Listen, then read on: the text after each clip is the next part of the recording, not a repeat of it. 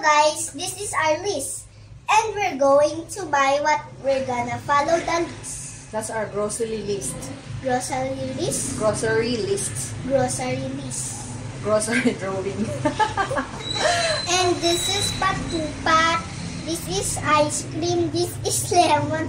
This is cucumber. This is pechay. This is donut. This is apple. This is dragon fruit. Ano dapat tagatangan?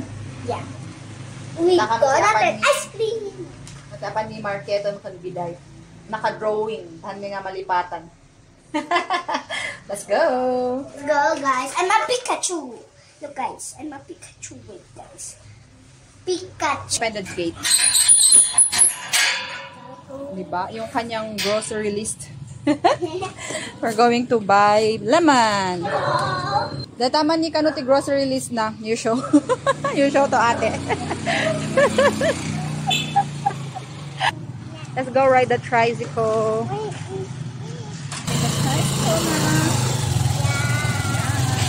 Go to the market. Go take your list. Go take your grocery list. Ice cream. Damdam ata nga marunaw ti ice cream. Wow! It's a market day. This one is the pechay. Dataman. Lemon. Lemon. Let's see if there are oh, ada ti dragon fruit there. Oh.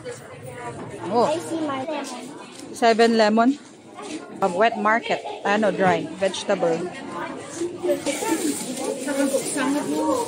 Sa market. Yan. At least nakuha ko yung number ng ating nanggaling yung lemon supplier. Yan. So, ni manay naka-close pa. Yan. At least nang alam ipikot 60. Ng medyo babasit. At least no. Ay, sorry. Dapat ako kumagay mga inikat eh. Ayan guys, so we just got back from the market. Grabe maghanap ng mga fruits. Ayan, so good thing, yung isa sa napagkunan namin ng dragon fruit na yon is galing sa Vizcaya din. Tapos, anong tawag doon? Next week, magkukontakin niya daw ako kapag meron silang i-angkat from there to our, dito, sa Bonto.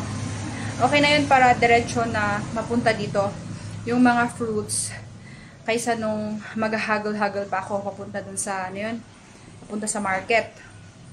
Hanap-hanap talaga ako ng mga, at saka every Saturday lang sila yung ganito, yung setup.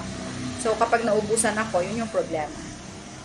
Okay guys, ayan. So makapag-rest na muna tayo. Bye!